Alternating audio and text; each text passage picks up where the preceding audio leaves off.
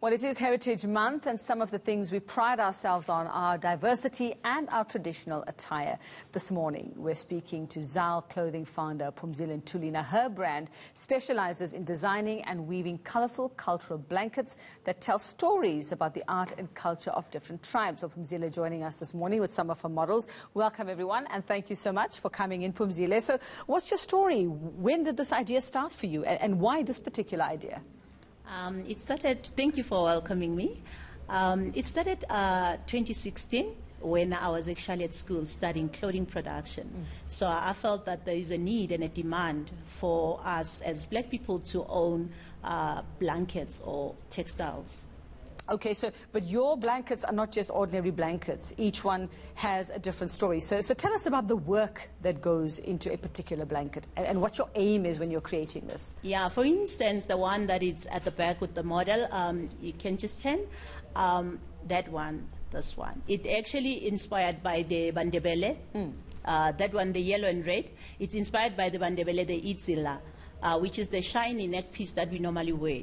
So that piece, it's not supposed to be worn by anyone. It's supposed to be worn by a married woman, which is a ring of Isindebele. So the significance is like the spouse, the wife needs to commit to the spouse and also to the family. So it's more like I commit that I will take care of my family. So I took those circles and applied them on a piece of fabric, or which is the blanket, and I wanted to communicate with the nation to say, let's just unite and commit to our culture.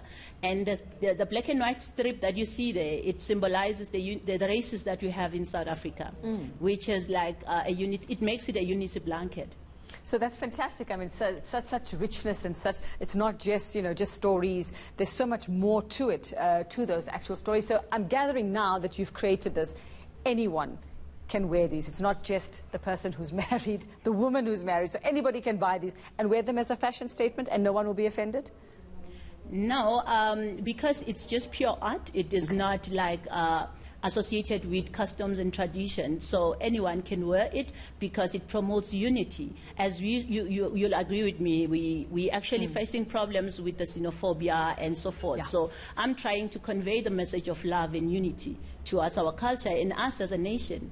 Well, if every single blanket is made like this, then Phumzile, will you find any two blankets that are exactly the same, or will there be slight differences even though they're telling the same story? I've played with colors, yeah.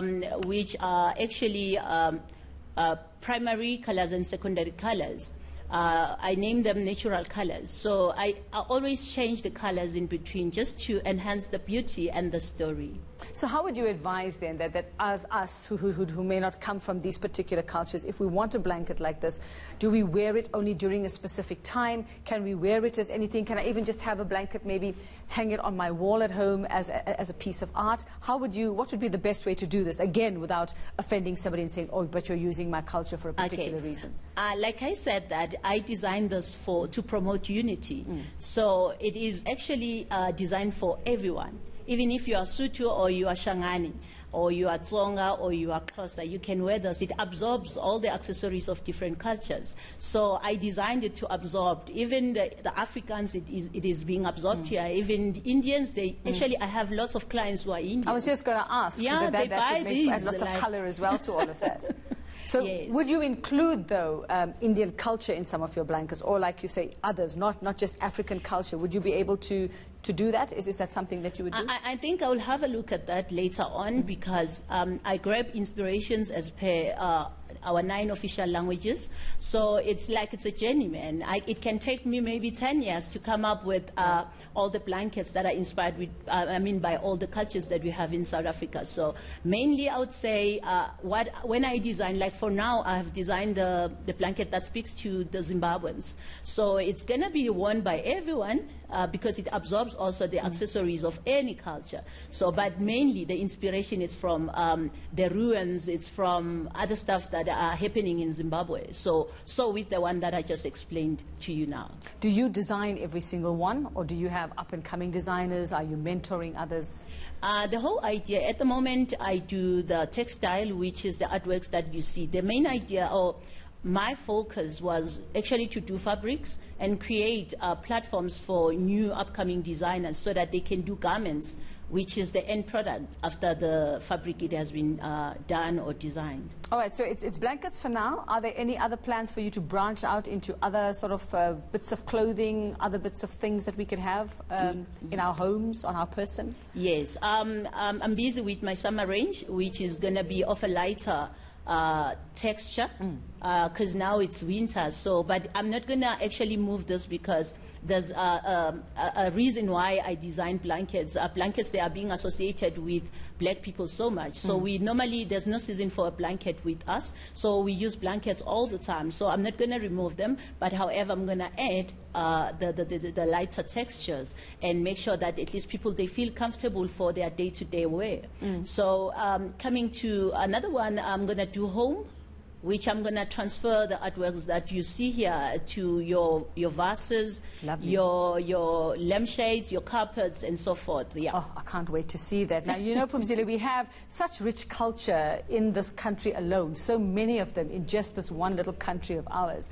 But we also see a lot of Western ways creeping in our youth, sort of, you know, we don't know who's American and who's African sometimes these days, or who's South African, because we have so many of our kids coming in, and when they talk, you have no idea, or the music, the influences. How do you hope, or how does your work encapsulate all of that to say, yes, at the base of it all, though, you are South African, you are African as well? Yeah, what matters is unity, the solidarity amongst us as just Africans, you know, because I realize that, you know, it's not important what color of the skin you are. What matters is that you are an African and we live in this beautiful continent, and we need to embrace our culture. So I designed this just honestly to make sure that every culture, it's actually doing business in circles. That it's why the circle is solid, and you see on my blankets, and I promote that unity. Beautiful. So where do we find you? Where do we find these beautiful works of art? Okay. Actually, at the moment, I'm in the Sentin City. I've got a kiosk there as a marketing tool. Also in Mall of Africa. All right, so we can find you there as well. Online, is there? Yes, there is an online. It's shop.zyleclothing.co.za. Oh, fantastic. Well done. What a beautiful idea, and look forward to your future creations. Thanks so much, and thanks to our models as well for standing there and just, you know, wearing these blankets today. Thanks so much. Well.